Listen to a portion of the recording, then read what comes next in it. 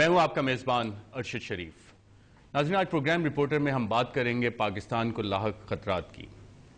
آج corps commanders کی conference بھی ہوئی جس کے بعد ایک تفصیلی بیان جاری کیا گیا، اس پہ بھی بات کریں گے، اور اس کے ساتھ ساتھ ہم یہ جاننے کی کوشش کریں گے کہ یونائٹڈ نیشن سیکیورٹی کاؤنسل میں افغان طالبان اور القاعدہ کے حوالے سے جو نئی سینکشنز آ رہی ہیں اس میں افغانستان کا کیا رول ہوگا۔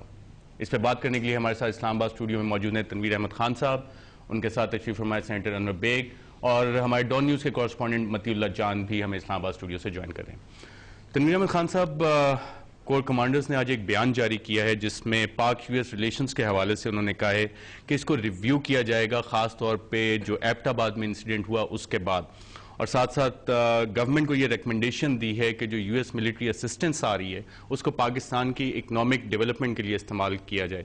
کیسا فیصلہ ہے یہ؟ دیکھیے، آپ نے تو بہت اہم نکات کا ذکر کیا ہے، لیکن میں یہ سمجھتا ہوں کہ اس دفعہ کور کمانڈرز نے جو عام روایت ہے اس سے ہٹ کے اپنی ڈسکشنز کا، ڈیلیبریشنز کا ایک پبلک اظہار کیا ہے۔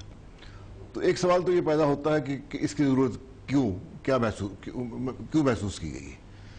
تو شاید یہ اس لیے ہے کہ پبلک مائنڈ میں، حقیقت میں بھی، یہ جن مسائل میں ہم الجھے ہوئے ہیں، یہ افغانستان کا مسئلہ یا دہشت گردی کا مسئلہ، وزیرستان کا مسئلہ، امریکہ کے ساتھ تعلقات خاص طور پہ ان کا میں ذکر کروں گا، اس میں فوج کا کردار بہت نمایاں رہا ہے۔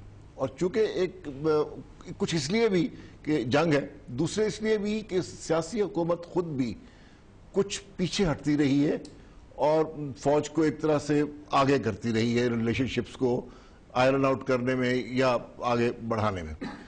تو اس سے یہ ہوا ہے کہ فوج بھی ایک پبلک ڈسکشن کا، پبلک ڈومین میں بحث کا موضوع بنتی رہی ہے۔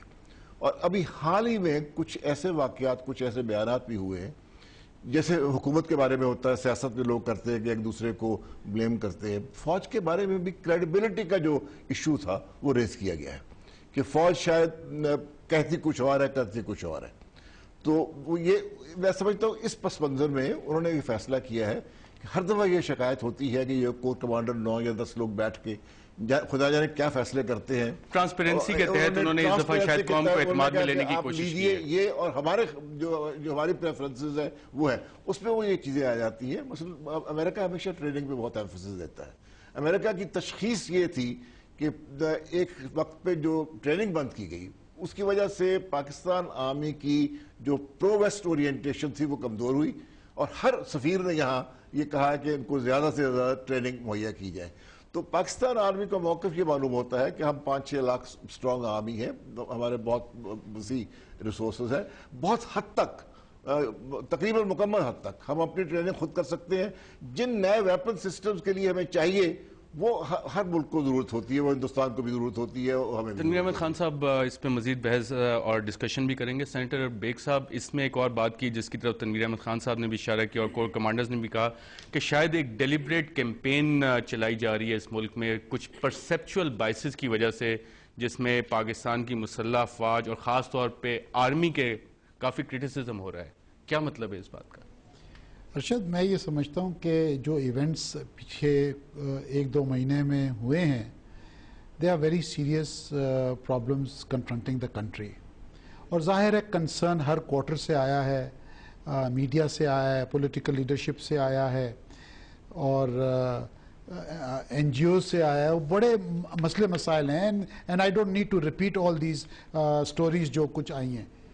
میں یہ سمجھتا ہوں کہ اگر ایک کرٹیسزم کہیں سے بھی آ رہا ہے، I think we need to take that criticism in the right manner, and جو ہماری غلطیاں ہوئی ہیں we should correct those issues. اب فار ایگزامپل اس پریس ریلیز میں یہ یو ایس آپریشنز جو ایبٹ آباد کی ہوئی ہیں، جو بھی اس کا رزلٹ آیا ہے، ہر کامن آدمی کا ایک کنسرن ہے کہ بھئی باہر سے لوگ کیسے آ گئے اور یہ آپریشن کر گئے، چاہے وہ بندہ وہ تھا نہیں تھا، we are not discussing that part, but concern تو ہے۔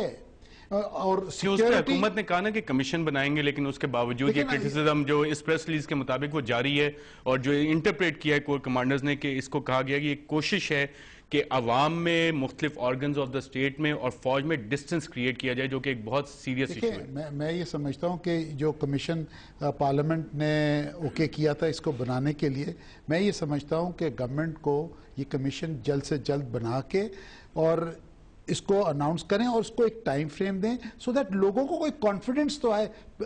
People are disturbed, for God sake understand. جو کچھ ہمارے ساتھ پیچھے 2 مہینوں میں ہوا ہے, بہت کنسرن ہے لوگوں کی. کلنگز ہو رہی ہیں, کوئی لا اینڈ آرڈر کا مسئلہ ہے, اکنامک ایشوز ہیں.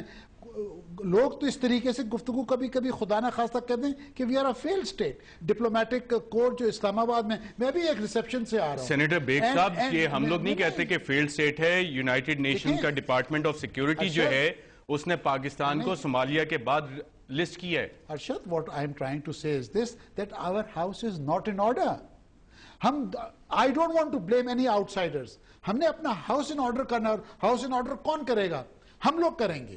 The political leadership, the armed forces of Pakistan, the media which is another organ of the state, اور اس کے علاوہ یہ آپ سمجھتے ہیں یہ جو ایک تفصیلی بیان جاری ہوا ہے یہ اس طرف ایک سٹیپ ہے اس ہاؤس ان آرڈر لانے کی طرف؟ Well, I just hope, دیکھیں ہم we are all Pakistanis, ہم یہ چاہتے ہیں کہ بھئی جو ہمارے مسئلے مسائل ابھی ہوئے ہیں they should all come back on the right track, اور لوگوں کو سیکیورٹی دیں.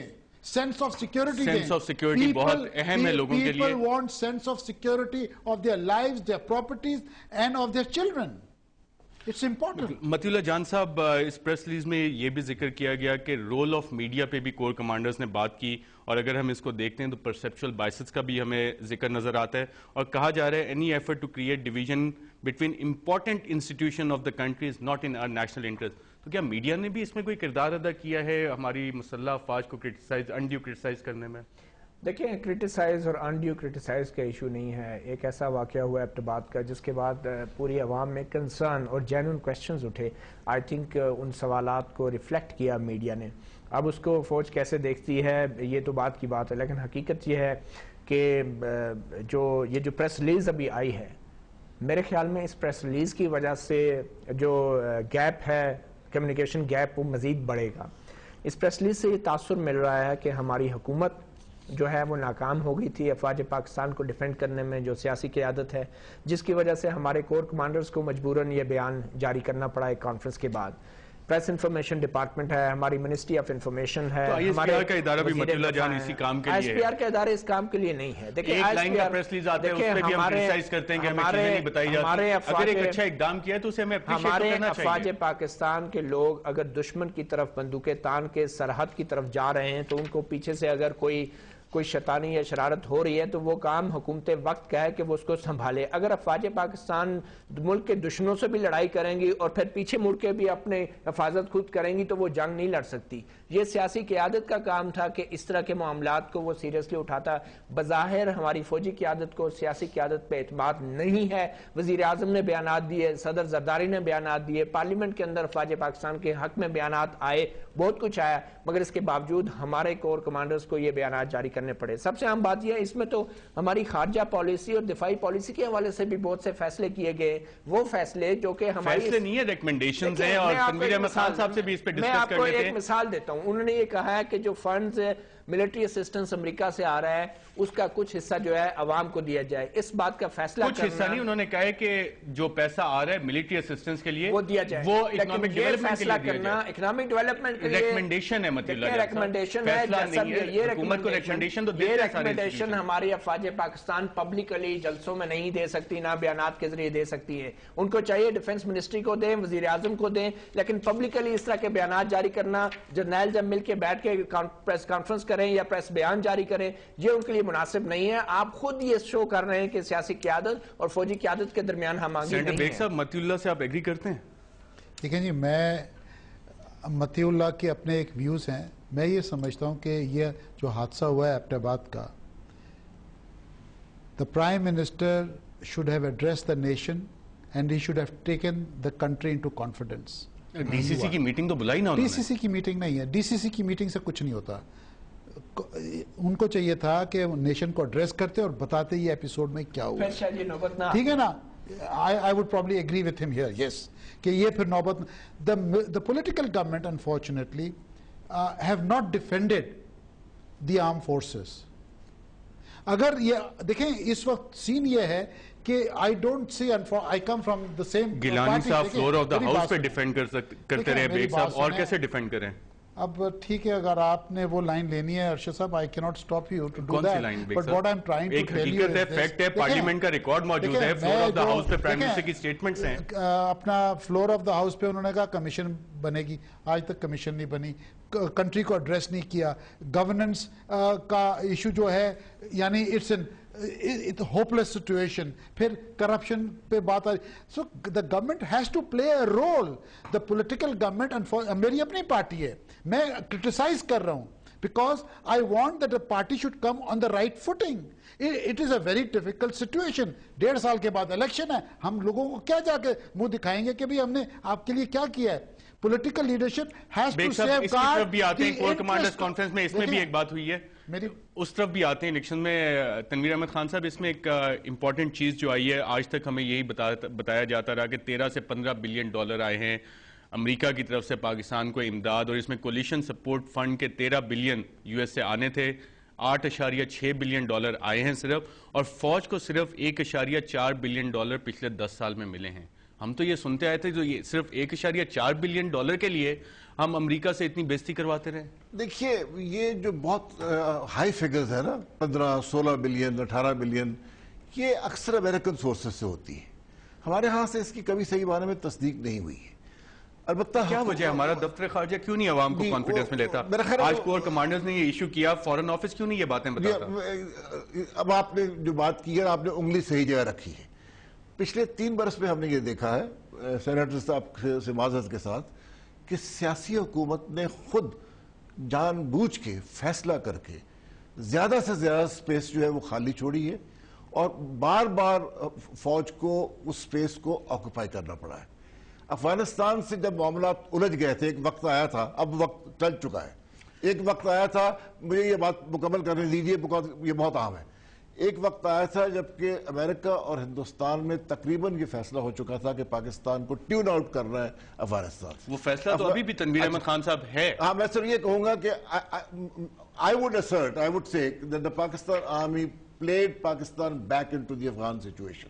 بہت بڑی قربانی کر کے ساؤتھ وزیرستان میں بے پناہ کیجولٹیز کر کے they brought you back into the game. اور یہ کام اصل میں پولیٹیکل لیڈرشپ کا تھا، فورن آفس کا تھا، جو فوج کو کرنا پڑا. اب فوج میں ایک احساس پایا جاتا ہے، اس کو بات آپ بھولیں. ایک فوج میں پرسیپچول کی بات ہو رہی تھی، فوج کے اندر بھی ایک پرسیپشن ہے. اور کیا کیا معاملات ہیں جس پہ فوج پرسیپشن صحیح کر رہی ہے، کام کر رہی ہے؟ تنویر احمد خان صاحب اس پہ اپنی گفتگو جاری رکھیں گے ایک وقفے کے بعد.